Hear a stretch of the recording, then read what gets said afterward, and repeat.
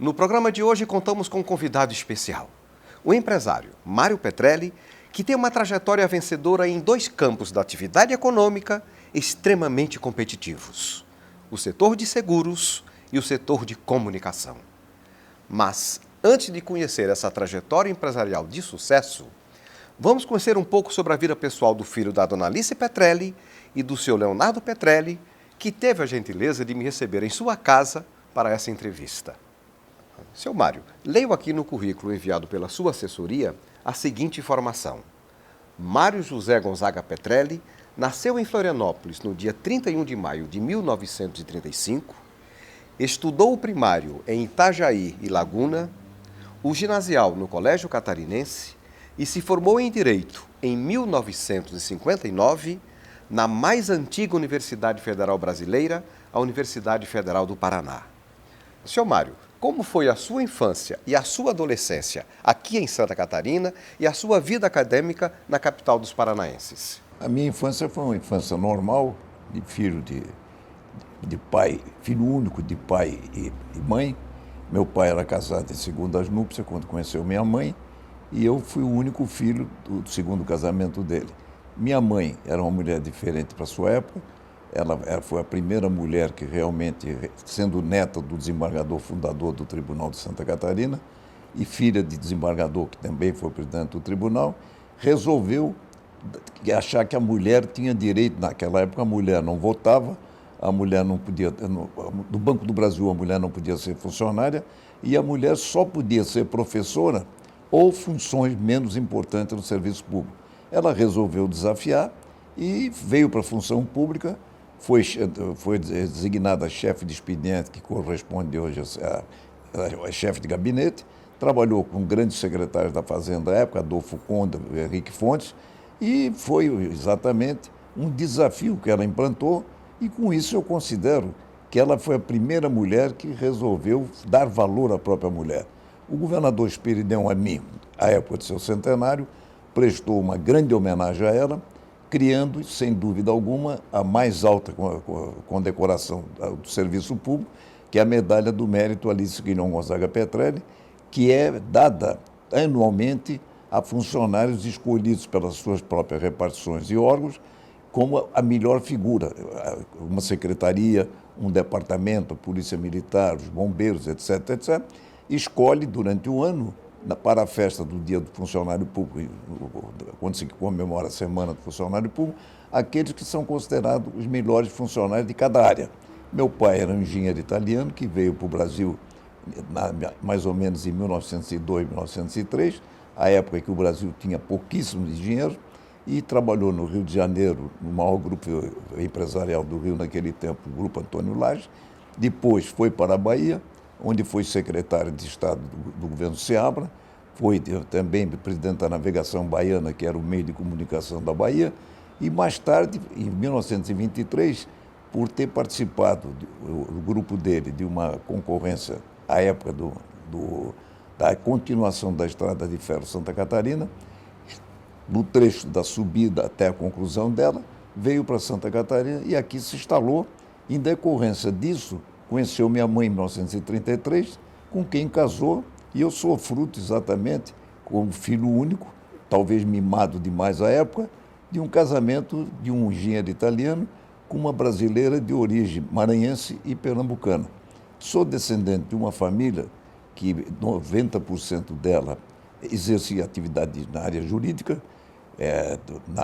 Na realidade, na minha família, passaram pelo Tribunal de Justiça de Santa Catarina, na presidência 4 membros, e o primeiro-ministro do STJ de Santa Catarina é um primo irmão nosso, bisneto do meu bisavô, e atualmente ainda temos 2 desembargadores na família. Agora, minha infância foi uma infância normal, de garoto de classe média normal, sem ostentação.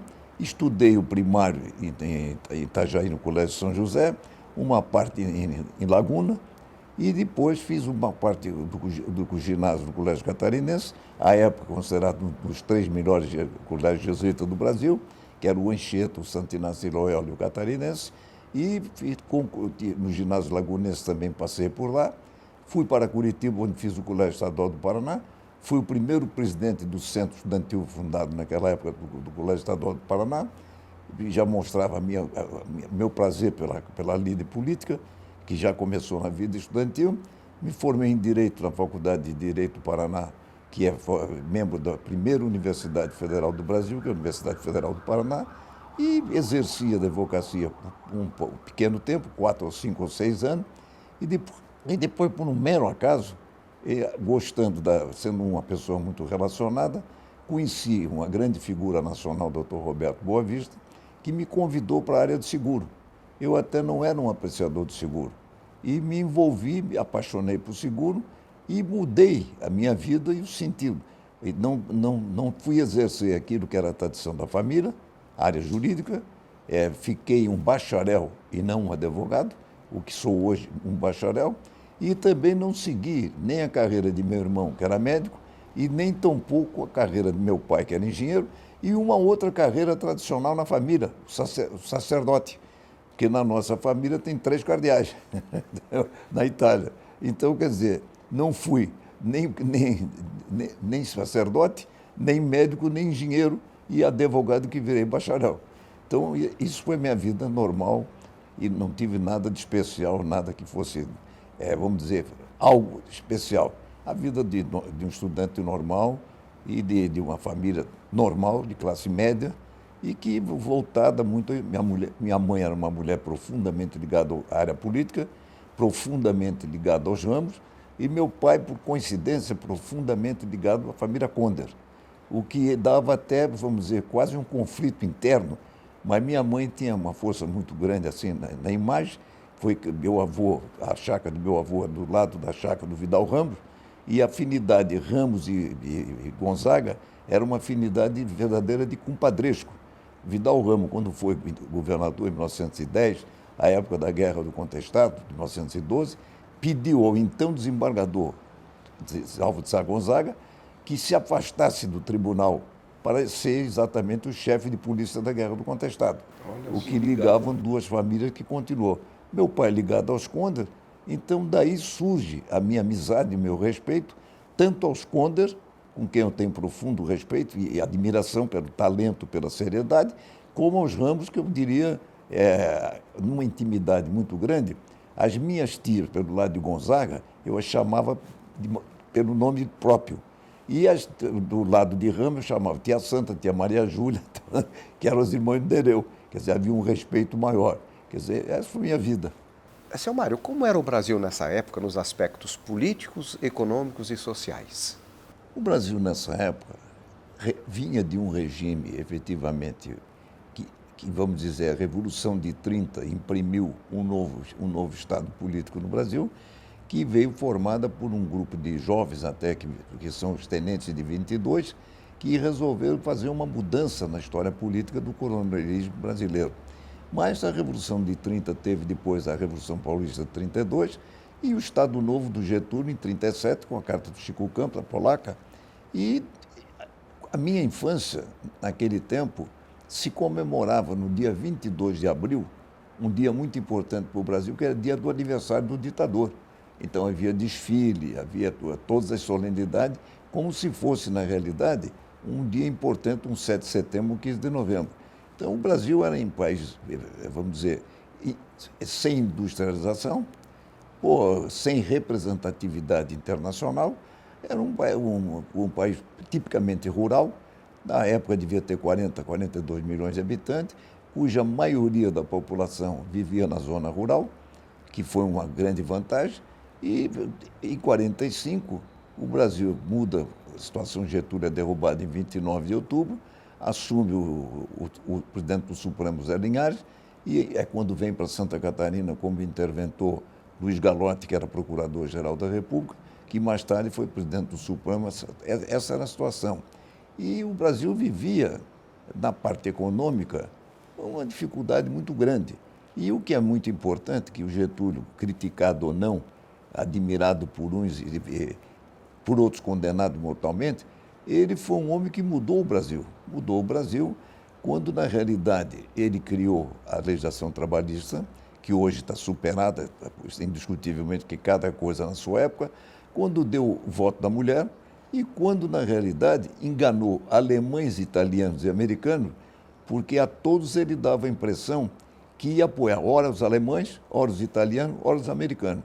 Com isso, ele enganou Mussolini. Quando o genro do Mussolini, Conde Ciano, veio ao Brasil, para vender caças, ele empurrou 5 milhões de sacas de café em contrapartida. Enganou os alemães, dando a impressão que ia ficar com eles, e conseguiu, dos americanos, trazer exatamente o grande financiamento para o desenvolvimento da indústria siderúrgica do Brasil. Quer dizer, ele era um homem diferente e, para definir melhor do que o Getúlio, basta dizer o que diz Fernando Henrique Cardoso, que diz que o Getúlio era um homem de uma época e um verdadeiro estadista diferenciado. A industrialização surge exatamente depois com a siderúrgica, ela se desenvolve indiscutivelmente à época do governo do Juscelino, que muda a história do Brasil 50 anos em 5. Bom, seguindo com o seu currículo, agora vou ler na primeira pessoa. Dediquei minha vida ao trabalho e à família e tive a felicidade de ter sido gratificado por queridos amigos e protegido por Deus, a quem tudo agradeço. Tive a felicidade de casar com uma mulher maravilhosa, Dircéa Corrêa Petrelli, falecida em 28 de setembro de 2008. Tivemos 5 filhos e 10 netos. Eu queria que o senhor falasse dessa fase da sua vida, seu Mário. Eu conheci minha mulher quando era estudante de Direito em Curitiba e era uma pessoa do Paraná muito afável, uma pessoa que me inspirou e que me liderou no sentido familiar, porque o meu tipo de vida realmente um tipo extrovertido, correndo para cá, correndo para lá, como diziam as pessoas, com 3 telefones na mão e várias passagens de avião sempre na pasta, o que era comum. Às vezes perguntava, de onde veio, onde vai? Geralmente eu estava sempre dentro de um avião. E ela que educou, ela que realmente cuidou da família e que deu, alicerçou. Faleceu em 28 de setembro de 58, após a nossa boda de ouro, mas educou os filhos, na realidade conheceu quase todos os netos, só não conheceu os netos, filhos do Marcelo agora, que são 2 crianças, uma de 8 anos e outra de 6, esses ela não conheceu, mas lá de cima deve estar abençoando. Seguindo também com o seu currículo, assim, Deus também me deu a felicidade de encontrar uma nova e querida companheira, Mônica Barusso Bufara Petrelli, que está me dando o carinho do seu apoio. Seu Mário, qual é a sensação de realizar na fase mais madura da vida os sonhos afetivos? Na realidade, a gente não encontra uma coisa muito interessante, excursão de viúvo.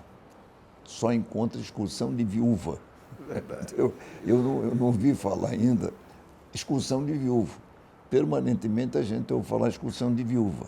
E eu, automaticamente, não estava na base de querer ser excursionista. Conheci a Mônica, filha de um grande amigo meu, de uma figura maravilhosa. Era um casal que eu conheci muito o pai e a mãe foi do tempo de minha mulher, que era uma verdadeira dama, a mãe, e que chama-se Lelinha Bufara. E o pai foi um deputado ativo do PTB, e o irmão era deputado federal do PTB também.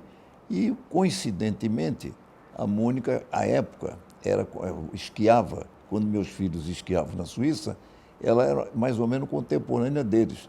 E a sorte da minha vida é que eu encontrei uma pessoa que era amiga dos meus filhos, companheira dos meus filhos, e que passou a ser a grande companheira minha, a grande companhia, e que conseguiu uma coisa muito importante. Os meus filhos consideram ela irmã e madrasta. E às vezes chamo de mamãe para fazer ela mais velha, mas ela é quase da mesma idade. Mas é uma pessoa que me deu segurança, me dá, na realidade, estabilidade e que tem paciência até de aguentar uma pessoa 20 anos, 20 e poucos anos mais velha do que eu, assim como eu dou um exemplo maravilhoso. A Lia, do Vitor Fontana, era uma pessoa maravilhosa e o Vitor morreu com 101 anos, lúcido, continuando a amar a Lia, e a Lia dizia o meu Vitinho. A Mônica também não diz ainda o meu Marinho, que eu ainda não estou nos 100 anos, mas é capaz daqui a pouco de dizer o meu Marinho. Mário Petrelli é uma referência no setor securitário brasileiro. Veja algumas funções que ele exerceu nas áreas de seguro, previdência e capitalização. Foi diretor executivo do grupo Boa Vista de Seguros, de 58 até 71. Diretor executivo e vice-presidente executivo de produção e comercialização do Grupo Atlântica Boa Vista de Seguros, o maior grupo segurador do Brasil. Foi vice-presidente executivo de produção do Grupo Bradesco de Seguros de 82 até 85. Diretor de crédito geral, comércio e indústria do Banco do Brasil, no governo Tancredo Neves e José Sarney. Idealizador e fundador do Top Clube Turismo Organização e Previdência, que depois foi transformado em Top Clube Bradesco, a maior apólice aberta de seguro de vida do mundo, tendo alcançado 1,6 milhão de segurados na década de 80. Foi idealizador e responsável pelo projeto de implantação do Seguro Saúde Bradesco. Também idealizador e fundador da seguradora Roma, em sociedade com a família Roberto Marinho. Foi o fundador da seguradora Golden Cross. Também fundador e membro do Conselho Administrativo da Santa Catarina Seguros e Previdência, hoje incorporado ao Banco do Brasil. Foi um dos fundadores da Brasilcap, do Banco do Brasil, e membro do Conselho Fiscal por 7 anos. Foi presidente da Pátria Companhia de Seguros Gerais e também presidente do Conselho de Administração da APESC, Associação de Poupança e Empréstimo de Santa Catarina.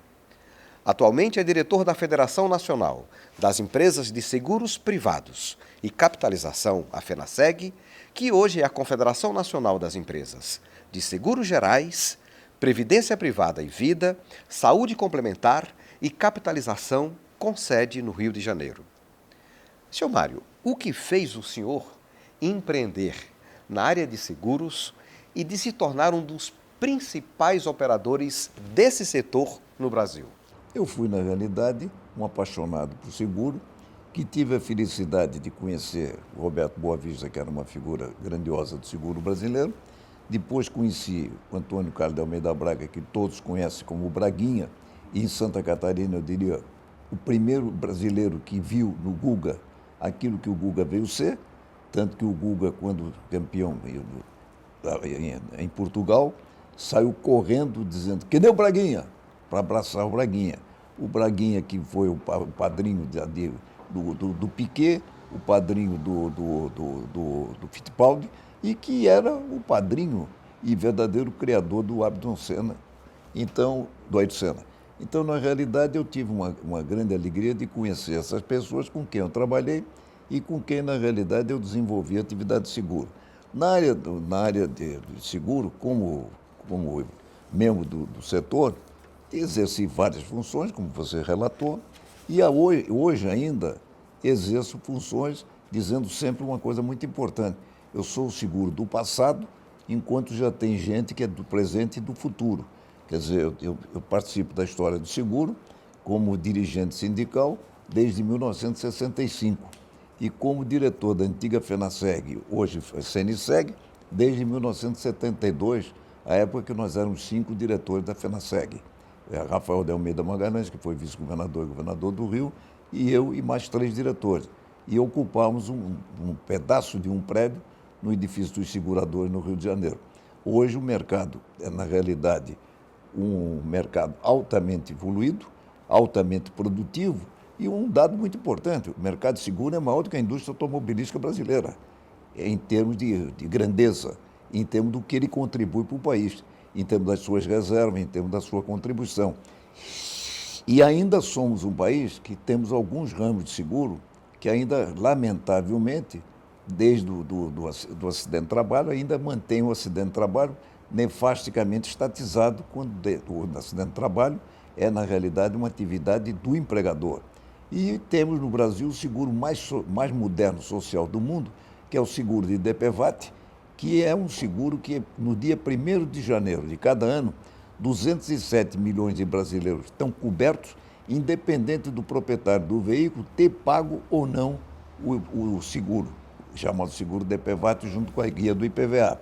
E se ele for morto, atropelado ou ficar inválido em decorrência de um acidente, não se procura saber quem causou, se o acidente foi por quem estava habilitado ou não. Ele é pago pela companhia líder de seguro, DPVAT, que liquida e paga. Então, na realidade, a atividade de seguro é uma atividade excepcional. À minha época, o seguro no Brasil significava 0,8% do PIB. Hoje, o seguro brasileiro, com o seguro saúde, com vida, com a capitalização, com a previdência, ele significa 6,5% do PIB. E se, na realidade, nós somarmos acidente de trabalho e somarmos todas as outras atividades que ainda o seguro pode desenvolver, nós seremos, sem dúvida alguma, 10% a 12% do PIB nacional. Então, é uma atividade altamente importante socialmente para o país, e as reservas das companhias de seguro, que são para garantia efetivamente do segurado, elas são aplicadas em título da dívida pública, elas são aplicadas em desenvolvimento, elas são aplicadas para a garantia do segurado em algo muito importante para o desenvolvimento nacional. Então, é uma indústria de alta responsabilidade e de alta necessidade de ser mantida e aprimorada. E que muitas vezes, lamentavelmente, sofre críticas por uma análise que são feitas, que é natural em qualquer atividade empresarial. Então, no tocante à minha atividade de seguro, eu continuo ainda como vice-presidente da Confederação, eu diria que vice-presidente em respeito ao passado, porque hoje tem gente muito mais competente, muito mais eficiente, muito mais capaz do que eu na atividade de seguro e principalmente na área de previdência, tem gente moderna que pode falar muito melhor do que eu. Eu sempre digo nas reuniões, eu sou o passado, tem gente, até o presente eu vou, mas o futuro está com aqueles que estão aqui presentes e que vão desenvolver o seguro para frente. A mesma coisa que se fala no Brasil. O Brasil de amanhã é que é o Brasil importante. O Brasil de uma nova previdência, de um novo Estado de Direito, de uma nova segurança, esse é que é o Brasil do futuro. E como é que o senhor imagina a evolução do seguro no Brasil, nesses aspectos, não apenas de seguro, mas também de previdência? Olha, o problema de previdência no Brasil, ele é um problema que, lamentavelmente, o governo não soube apresentar perante o grande público, esclarecer a previdência. Não se pretende no projeto mexer. A população brasileira, 60% dela, dos aposentados, ganham menos de R$ 1.500. 31 milhões e meio de aposentados pelo INSS, deles 85% ganham menos de R$ 5.000 e 60 e tantos por cento ganham menos de 1.500. Não se pretende mexer nos direitos adquiridos, não se pretende estabelecer uma nova formulação, porque nós somos um país que temos aposentadoria aos 47, 48 anos. Nós somos um país que temos uma legislação previdenciária quando a expectativa de vida no Brasil era de 52 anos. Hoje nós somos um país que a expectativa de vida é de 73, 74 anos. E é importante que o crescimento vegetativo natural de nascimentos, nós temos hoje 1,7. Antigamente nós tínhamos 5. E eu lembro para qualquer cidadão, o Uruguai era o país, era a Suíça da América Latina. O que é que aconteceu? Quando o Uruguai tinha 2,5 milhões de contribuintes, era a Suíça. Quando passou a ter 700 mil de jubilado, quebrou. Como isso é natural. E se nós formos ver os países mais avançados do mundo, a idade é 71, 72, a mínima 60, 64 em economia de alta valia. E o Brasil tem, quando se tem uma aposentadoria aos 47 anos, que eu respeito, que é uma situação que é bela, mas essa professora que se aposenta aos 47 anos, ela vai ser paga pela Previdência na expectativa de vida hoje até 73. E a expectativa de vida, se ela nasceu, por exemplo, em 1960, a expectativa de vida dela é mais ou menos 87, 90 anos. Então, o Brasil vai sustentá-la 40 anos na pensão e aposentadoria. E para o lugar dela, nós temos que pôr um. E, além de um que temos que pôr, nós temos que, há um crescimento da população, precisa mais segurança, precisa mais educação, mais saúde. Basta dar um exemplo. O governo de Santa Catarina, recentemente, proclamou que nomeou cerca de 11 mil policiais. Santa Catarina, em 1960, no governo do Celso Ramos, tinha 2 mil policiais. Hoje, Santa Catarina tem mais ou menos 20 mil. Quer dizer, são 10 vezes o que tinha há 40 anos atrás. Então, o crescimento, a demanda na área de segurança, a demanda na área de saúde, a demanda na área educacional é monumental. Então, você aposenta precocemente, paga e nomeia um no lugar e bota mais meio para o crescimento. Então, o que se precisa fazer no Brasil é uma campanha elucidativa que o governo não soube fazer. Quem está aí na rua berrando, pobre coitado do operário menor, da CUT, da CGT, da Força Sindical, está berrando pensando que quer se mexer no dele. Não é no dele. Não é no dele. O que se quer é acabar com as aposentadorias especiais. E essas aposentadorias especiais, lamentavelmente, também não se pode impor ao término delas de uma vez só. Nós temos que fazer uma modulação. Por exemplo, garantir aqueles que entraram no serviço público, por exemplo, até 1980, 90, que eles continuem no regime anterior. Agora, para aqueles que entraram, que vão ser para a frente beneficiados, sem terem participado e contribuído, é que caiam no regime novo. Mas o governo não soube dizer isso. O governo não chamou os meios de comunicação para criar um debate. Isso eu já dizia à época do governo Fernando Henrique, quando o meu querido amigo Reinhold Steffley, eu diria até uma quase cria política minha, que foi presidente do INSS, foi ministro da Agricultura, um catarinense paranaense, eu diria um cataraná, como dizia o Richibita, foi presidente do INSS, foi deputado federal, foi ministro da Previdência. Eu dizia sempre a ele o seguinte: o Reinhold precisa fazer com que os veículos de comunicação, precisa fazer com que os jornalistas saibam o que é Previdência e o que se quer fazer. Nós pegamos, de repente, o Datena, numa TV Bandeirante, metendo o pau na reforma da Previdência. Nós pegamos cartazes dizendo não pode mexer. O que se quer é garantir, a partir de 2020, esse sistema que está aí, essas pessoas que estão para se aposentar não vão ter. Quando o Brasil bota na Previdência praticamente 65% da sua receita orçamentária e resta para investimento, para pagamento funcionalismo, para tudo que é necessário, menos de 32%, em 2022 vai ser 97% para pagar a Previdência. Então é isso que o país não pode suportar. Então o Brasil, a reforma, o governo Temer pode ter grandes erros. Não vai ser perdoado pelos erros, mas tem que ser coroado por 3 grandes reformas.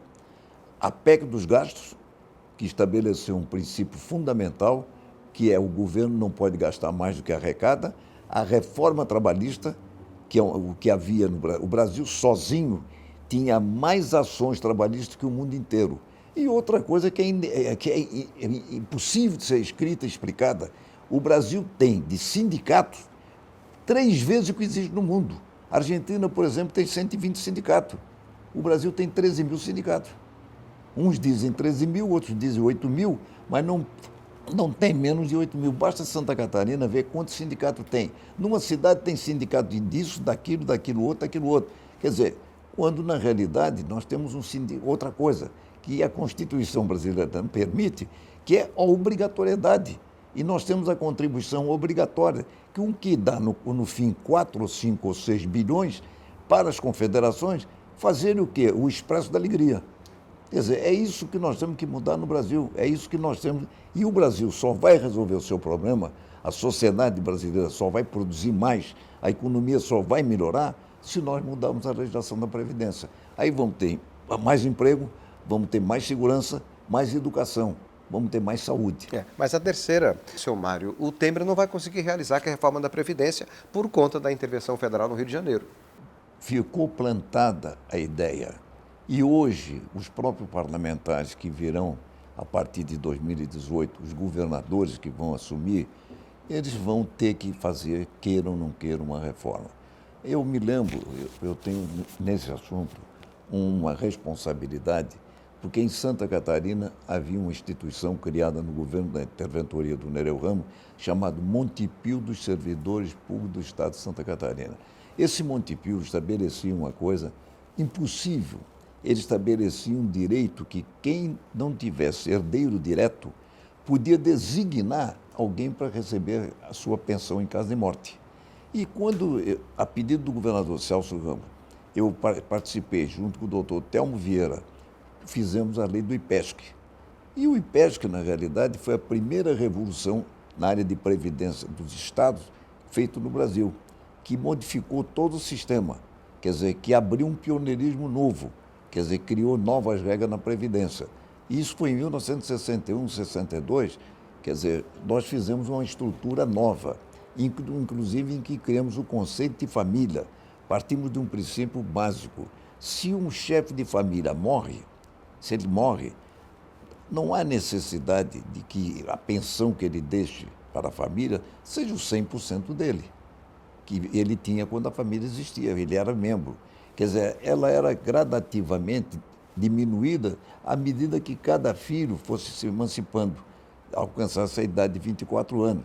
Quer dizer, no mínimo se garantia 50% de pensão, que seria, porque quando morre uma pessoa, a família já praticamente está formada, os filhos já estão educados, quer dizer, não há mais aquela necessidade enorme de todo o dinheiro que ele ganha, porque isso quem paga é o Estado. Então, essa reforma da Previdência foi plantada, ela virá de qualquer maneira, porque o Brasil, não, quando deixar de poder pagar, quem é que vai para a rua berrar? Quem vai para a rua berrar é o próprio aposentado, que não tem outra maneira. Então, isso o Temer plantou e tem que ser dado ao Temer uma coisa muito importante. Ele teve a coragem, a ousadia de fazer algumas reformas que o Brasil não enfrentava. A PEC dos gastos, que limitou a verdadeira anarquia dos gastos, o comprometimento das finanças. Por exemplo, um governador que encerrava o mandato fazia um festival para deixar para o outro. Um prefeito fazia um festival. Hoje não dá para fazer, porque a lei de responsabilidade fiscal do governo de Fernando Henrique, complementada pela PEC dos gastos, limita tudo isso e dá penas, dá sanções fortes. Hoje há limite para tudo. Quer dizer, e aí a reforma da Previdência, ele tentou, implementou, mas o Brasil hoje sente a necessidade de fazê-la. O empreendedorismo foi um valor presente em várias fases da sua vida. E não apenas no setor de seguros, mas também no setor da comunicação, onde o senhor atua desde 1976. O senhor foi presidente da TV Coligadas de Blumenau, a primeira afiliada da Rede Globo em Santa Catarina, criador e presidente da TV Cultura de Chapecó, a primeira emissora do município e afiliada da Rede Tupi de Televisão em Santa Catarina, bem como da TV Cultura aqui em Florianópolis. Foi também fundador da TV Barriga Verde em 1979, que mais tarde foi transferida para a família Brandalize. É fundador e presidente emérito do Grupo RIC, a Rede Independência de Comunicação, um grupo formado por 10 emissoras de televisão afiliadas da Rede Record, nos estados de Santa Catarina e do Paraná, mais a Record News Santa Catarina, totalizando 11 emissoras de televisão. O grupo também é formado por 2 emissoras de rádio, a Rádio Record Santa Catarina de Florianópolis e a Rádio FM Independência de Curitiba. O jornal Notícias do Dia, mais revistas e portais na internet. É seguramente o maior grupo de comunicação do sul do Brasil. Que desafios motivaram o senhor a entrar no ramo da comunicação? Eu diria que foi uma curiosidade. Quer dizer, na realidade, a minha atividade toda estava voltada à área de seguro. Mas eu sempre gostei muito da atividade política e sempre gostei muito de novidade. E na família já havia um passado na área de comunicação. Um tio meu, irmão do meu pai, tinha sido inclusive diretor do Corriere de Nápoles e depois meu irmão também teve jornal. Quando estudante na Faculdade de Medicina do Paraná, nos idos de 1930, meu pai comprou um jornal, à época, o Maior Vespertino do Paraná, comprou um terço do jornal, e era jornal à tarde, e ele, com 23, 22 anos, gostava de jornalismo. Então, havia sempre um espírito de jornal. E eu comecei, antes de pensar em seguro, quando estudante de Direito, eu era foca. Então, eu comecei uma coisa muito interessante. Antes de tudo, eu fui foca de jornal. Eu fui foca, inclusive, quando se estabeleceu no estado do Paraná a primeira representação jornalística, quer na Assembleia Legislativa do Paraná e quer na Câmara Municipal de Curitiba, 3 jornalistas estavam lá, cuidando do Legislativo. Um era o foca estudante Mário Petrelli. Quer dizer, naquela época eu estava aprendendo, eu diria, foca que não cheguei a ser jornalista. Foca que cheguei a ser repórter, mas que fazia a coluna política do Poder Legislativo da capital e do Estado. Então havia já uma vontade. E o que me levou mais a pensar é que na minha atividade, em que eu exerci atividade e responsabilidade na área do seguro, eu não via, dentro, não querendo criar nepotismo, inclusive eu não era proprietário de seguradora, eu era um grande executivo, eu procurei uma atividade para meus filhos. E o Leonardo foi o primeiro que aceitou o desafio. O Leonardo foi estudar comunicação nos Estados Unidos, de Santa Bárbara primeiro, e depois fez a faculdade toda de comunicação nos Estados Unidos, e foi com a finalidade de vir tomar conta da área de comunicação, porque eu havia, naquele momento, adquirido com mais um grupo de amigos meus, a TV Coligada de Blumenau, que era a emissora representante do Grupo Globo de Santa Catarina. Santa Catarina tinha a Coligada da Globo, tinha a Tupi, a Cultura, fundada pelo Odi Varela, que está vivo ainda, pelo Darcy Lopes e pelo Chimir Gove. E a Coligada era fundada, era de propriedade do Wilson Melro, do Caetano Deg e do Flávio Rosa, à época sogro do Renato Viana. A TV Cultura hoje é a Record News Santa Catarina, que faz parte do Grupo Rio. O que acontece é o seguinte, na realidade, eu tive a ideia de adquirir a TV Coligada em decorrência do meu interesse em entrar em comunicação. Eu tinha já todos os meios de comunicação que eu participei, na realidade, não foram concessões ganhas. Na maioria delas foram aquisições. Concessões, a Cultura eu comprei, a Coligada eu comprei, quer dizer, a maioria delas eu fui...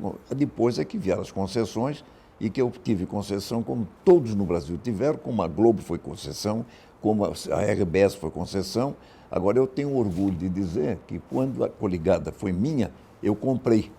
E quando a Cultura foi minha, eu também comprei. Quer dizer, comprei, e a Coligada, quando eu comprei, foi para resolver uma crise que havia tido lá dentro, em que os 3 sócios brigaram. E um grande amigo meu, que sabia da vontade, que era o Flávio Coelho e o Jorge Bornhaus, me disseram: você que está pensando em entrar nisso, está à venda. Eu vim aqui, eu tive uma conversa e realmente com mais alguns amigos adquirimos. E veja que eu não era um expert, que quando eu comprei a Coligada, como maior acionista, eu convidei para meu sócio um dos grandes concorrentes da Globo, que era o João Saad, que era um querido amigo. Quer dizer, então eu já fiz uma coisa antagônica. E o João Saad, que era um querido amigo, era o dono da Bandeirante, e que tinha em Santa Catarina uma TV, a Eldorado, com o Grupo Freitas. E depois, então, na realidade, quando eu fui preterido no canal aberto em Florianópolis, que é um fato estranho que houve, na realidade, uma falta de palavra do governador Condé Reis, que havia me pedido para vir para Santa Catarina para resolver a crise, e que, numa última hora, resolveu furar a palavra, porque eu estava fazendo em Santa Catarina, que foi feitio meu, a busca de conciliação catarinense. E tinha juntado comigo tanto o grupo Ramos como o grupo Conde Bornhaus. Era meu sócio, né? Nós estávamos fazendo a junção na TV Jurerê, que era o grupo do Aderbal Ramos da Silva, que juntava com o nosso grupo, onde estava eu presente, como maior acionista, e tinha da família Conde Bornhaus o Paulo Conde Bornhaus, que era meu companheiro na atividade de seguro. O Paulo, quando deixou de ser diretor do Banco do Brasil, só teve um emprego, que o Paulo é um fato muito interessante na história catarinense. É um homem que não tem aposentadoria pública. Foi deputado, foi diretor do Banco do Brasil, essa coisa toda, e não é aposentado público, nem como deputado, nem como nenhum dos cargos que ocupou. Nem a Previ ele tem. Ele é um cidadão igual a todos os outros, que a sua pensão, a sua aposentadoria deve estar na faixa dos 3 mil e poucos reais. Ele não está na faixa do 1.000, mas está na dos 3 mil e pouco. Então, esse fato é que me trouxe para comprar a Coligada, e daí, quando perdemos a Coligada, eu resolvi comprar a Cultura, que também o Darcy, o Odi Varela, que está vivo, e o Chimir Gove, estavam interessados em sair do ramo. Quando eu comprei a Cultura, que era a Tupi, que era maior do que a Globo na época, aí, no início do governo Figueiredo, o governo querendo corrigir uma coisa que tinha sido feita de uma maneira, vamos dizer, errada, porque na realidade eu não usei de pistolão, não usei nada, para pegar a televisão aqui, porque na palavra do governador Conde. Aí o que é que acontece? A primeira televisão concedida pelo governo Figueiredo, quando o Jorge Bonaldo, querido amigo Jorge, era governador de Santa Catarina, foi a TV Barriga Verde, essa estava no meu nome. Como eu tinha comprado a cultura, eu não podia ter a cultura e a Barriga Verde. Então fiquei eu de presidente da Barriga Verde e amigos meus que eu fiz um mútuo, Fernando Faria, Nani Prazeres, Hélio Guerreiro, a única vez na vida que o nosso querido comentarista político, esportivo daqui de Santa Catarina, o Roberto Alves, foi diretor de uma empresa, foi quando eu comprei a cultura. Eu sempre mexo com o Roberto. Você só foi diretor comigo. E a mulher dele era chefe de departamento financeiro. Então eu comprei a cultura, mas não podia assumir a presidência. Automaticamente eu estava de presidente da Barriga Verde. Aí, sabendo que os Brandalize, o meu querido amigo Ivan Bonato, a Maria Odete Brandalize, que tinham interesse em ter um canal de televisão, eu os procurei e disse, olha, eu vou resolver um problema de vocês e o meu. Eu não posso ficar na Barriga Verde e na cultura. Agora, eu tenho que ficar na Barriga Verde ainda para cumprir o período da lei, 2 anos. Mas eu transfiro para vocês e transfiro, o Salzinho está vivo ainda aí, pode dizer, transferir sem cachê. Transferir o canal absolutamente a zero de custo. Ou seja, eles me pagaram 20 mil cruzeiros na época, que tinha sido as despesas de viagem para Brasília e apenas as despesas de edital, essa coisa. Então, foi a primeira vez que foi entregue um canal de televisão, na época, e que eu fiquei presidente da Barriga Verde um período até poder vencer o prazo, e daí é que eu passei para a cultura. Em seguida, por uma arbitrariedade do governo federal, por uma vingança com o grupo Diário Associado, foi caçada a Tupi. E eu fiquei com um pincel sem tinta. Fiquei com um pincel sem tinta, resolvi sair da comunicação, o que decepcionou o Leonardo, meu filho, que estava estudando nos Estados Unidos, para vir para a comunicação e dirigir. O Leonardo, quando voltou, na realidade, dos Estados Unidos formado, ele olhou e decepcionado, disse, pai, eu fui lá me formar e agora? Lamentavelmente aconteceu comigo, mas o Leonardo, com o diploma que tinha, com a novidade que tinha, o Braguinha, presidente do Grupo Patrônico de Boa Vista, um dos maiores amigos do velho Roberto Marinho e do Roberto Irineu, disse, olha, tem um jovem aí que chegou formado assim, e o Leonardo foi para a Globo como produtor executivo. Produtor executivo era o diretor-geral da novela, naquele núcleo econômico-financeiro da novela. E dirigiu várias novelas da Globo na parte executiva econômica. Teve a Janete Claire, teve o Paulo Goulart, que é querido amigo meu, ligado a ele. E aí, um determinado dia, eu convidei o Leonardo para um desafio novo. Ele disse, olha, o pai está comprando a TV Vanguarda, do Grupo Positivo em Cornélio Procópio, você quer ir dirigir para começar um projeto de novo? Ele trocou um emprego magnífico. Hoje, o substituto dele na Globo é exatamente o Eduardo Figueira, que é compadre e amigo dele, que é o diretor do Projac. Então, o Leonardo hoje tem a responsabilidade, como empregador, de cuidar, de tratar da situação ele e o Marcelo de 1.000 e tantos empregados e de fazer o suor do dia a dia. E o Eduardo Figueira é o cara, terceira remuneração do mercado de televisão do Brasil, que é um querido amigo nosso, que inclusive de vez em quando está aqui conosco no verão. Então, o Leonardo podia estar gozando da delícia de ser alto funcionário da Globo, passou por encargo de vir ser executivo da família e foi quem iniciou o desenvolvimento do projeto.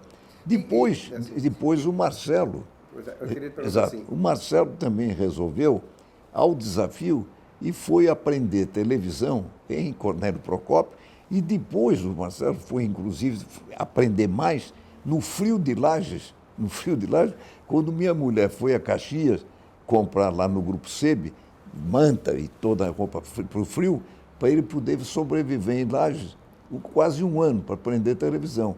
E formou, eu posso dizer que o mérito da RIC é do Leonardo e do Marcelo. Eu fui o idealizador.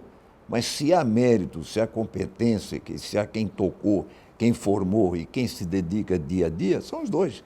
E são dois temperamentos diferentes. O Leonardo é uma calma em pessoa, puxou mais o temperamento da minha mulher, e o Marcelo é mais o meu tipo, mais arrojado, essa coisa toda. E, vamos dizer assim, pega avião de manhã, de tarde, de noite e usa telefone mais do que eu. Senhor Mário, o senhor que viveu momentos marcantes da história desse país, como o senhor analisa o atual cenário político e econômico brasileiro? Vou ser rápido e vou dizer uma coisa. O Brasil já se enganou com falsos mecenas quando teve um cavaleiro chamado Fernando Collor, começou com o primeiro que teve uma carreira meteórica política, que foi o senhor Jânio Quadros, que em 9 anos ele saiu de vereador da Vila Maria em 52, a deputado estadual em São Paulo, a prefeito da capital paulista em 53, derrotando a maior coligação política daquele tempo, de 9 partidos, governador de São Paulo em 54, deputado federal pelo Paraná em 58, presidente da República em 60, renunciante fugitivo em 1961, 25 de agosto. É a prova dos tais messias e mecenas. Teve depois o senhor Fernando Collor, que foi parecido, 9 a 10 anos de carreira política, prefeito nomeado em Maceió pelo Guilherme Palmeira, deputado federal, governador fantasma, a história dos Marajás, que era ele próprio, presidente da República e impeachmentado. E o senhor Luiz Inácio Lula da Silva, que foi um produto criado por um grupo de intelectuais que fez, sem dúvida alguma, a ideia de um grande partido político, que era o PT, formado por homens como o Hélio Bicudo, que hoje é um dos grandes adversários do PT, por um Paulo Delgado, que é um sociólogo do maior nível, e hoje, dentro do PT, mas combatente ao PT, e de um Luiz Gusquequem, que era o presidente do Sindicato Bancário de São Paulo, enquanto o Zé Dirceu estava exilado no exterior. E deu no que deu aí a fantasia do Lula. Agora tem aparecendo por aí figuras que pretendem se dizer novos representantes do mesmo princípio que nós já vimos. Quer dizer, repetição. Eu admiro tremendamente o empreendedor João Dória. Admiro tremendamente. Mas não conheço onde é que ele foi empresário que mostrou competência. Eu não conheço. Porque quando ele foi presidente da Embratur, ele não deixou marca nenhuma na Embratur.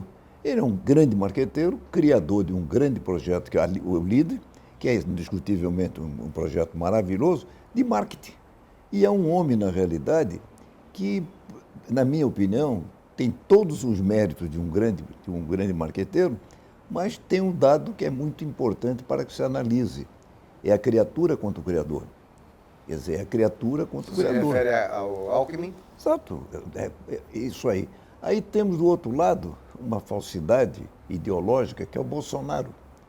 Quer dizer, cuja história deixa a desejar.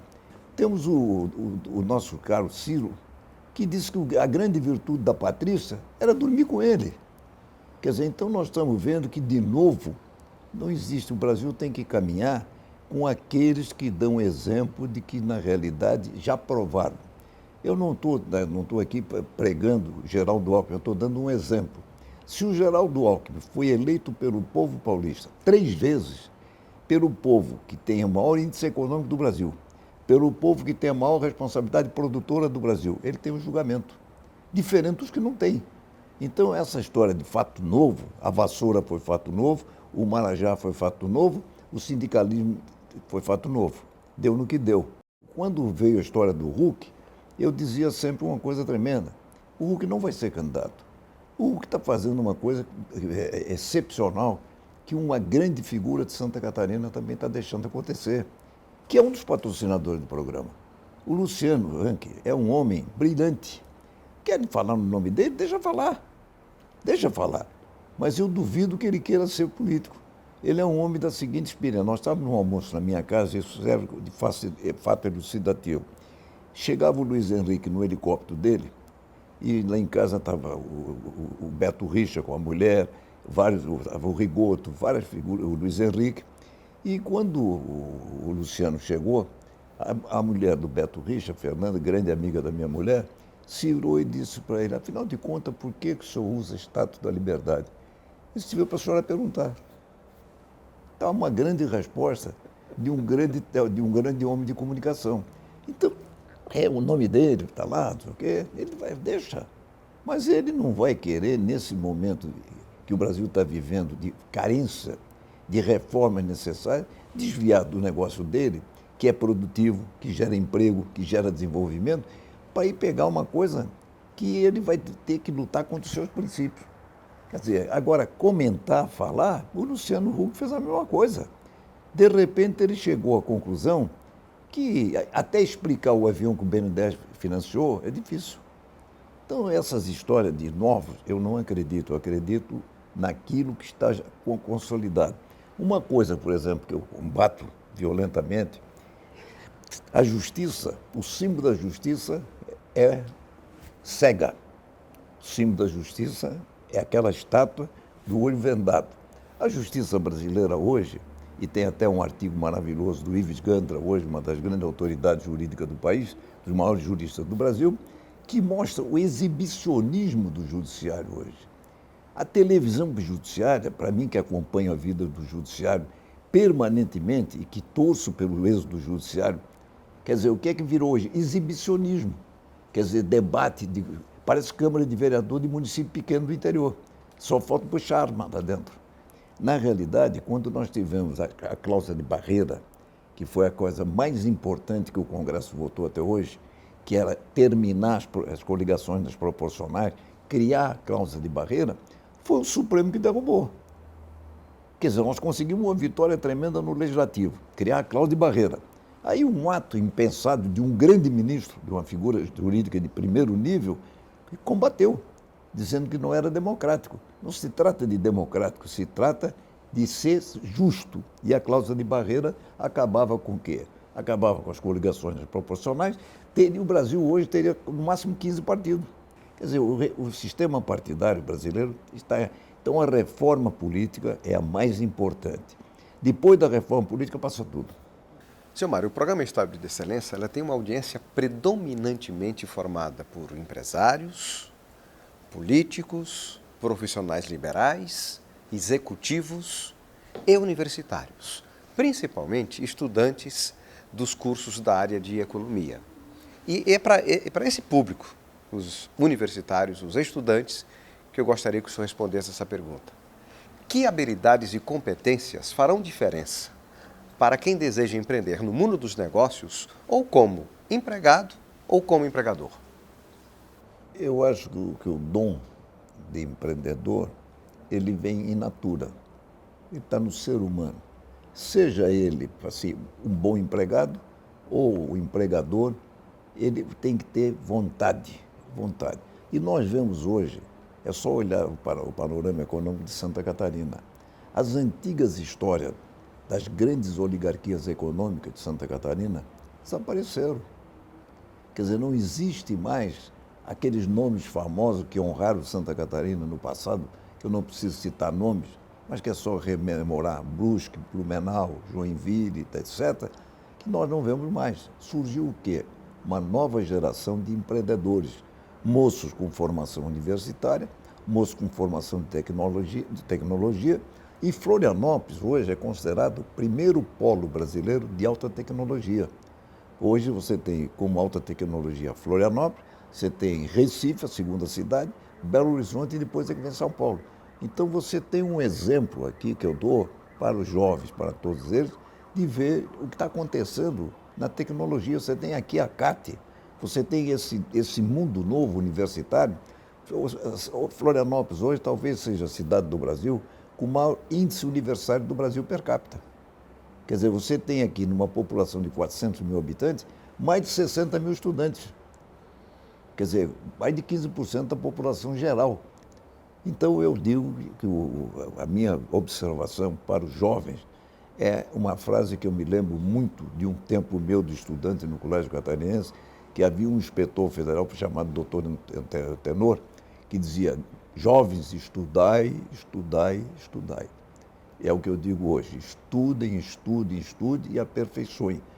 Hoje, a máquina humana vai ser substituída pelo cérebro do robô, que é a invenção humana. Portanto, na realidade, nós estamos na hora da alta tecnologia. Eu dou um exemplo meu, que eu ainda sou da época do analógico e não sou da época do digital. Eu fui, por uma coincidência, por um ano, presidente da Ericsson, que era a maior companhia telefônica do mundo, fui presidente no Brasil. E naquele tempo, o telefone era um instrumento diferenciado. E eu até digo que fui presidente da Ericsson em homenagem ao seu rei do uso do telefone. E hoje eu sou ainda da época do analógico. O digital veio, o digital é a invenção de quem? Da tecnologia desses monstros que surgiram de um novo patamar empresarial, de um novo patamar de ensino. A universidade é, sem dúvida, um exemplo impressionante é que o Brasil, há 40 anos atrás, dito pelo ex-ministro da Educação, Paulo Renato, já falecido, o Brasil tinha, em 1960, 14 mil universitários. E hoje o Brasil tem centenas de milhares de universitários. Faculdade de Direito no Brasil, tinha, todo no Brasil, há 30 anos atrás, em 1980, tinham 100. Hoje nós temos 1.200. Quer dizer, também há um exagero. Nós temos que ter mais faculdade de tecnologia, mais ensino técnico e menos bacharelato. Porque não tem bacharel aí, o que é que você encontra? A OAB resolveu fazer uma coisa seletiva.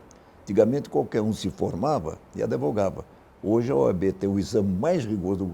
O fácil é se formar em direito, difícil é passar no concurso da OAB, que faz o concurso 15, 20 mil por ano, entram 500, são 600, que é a alta seleção de quê? Do talento. Seu Mário, muito obrigado pela gentileza da entrevista e o programa de hoje termina aqui. Se você deseja mais informações, acesse estadodeexcelência.com.br. A gente se vê na próxima semana em mais um Caso de Excelência. Um grande abraço e até lá!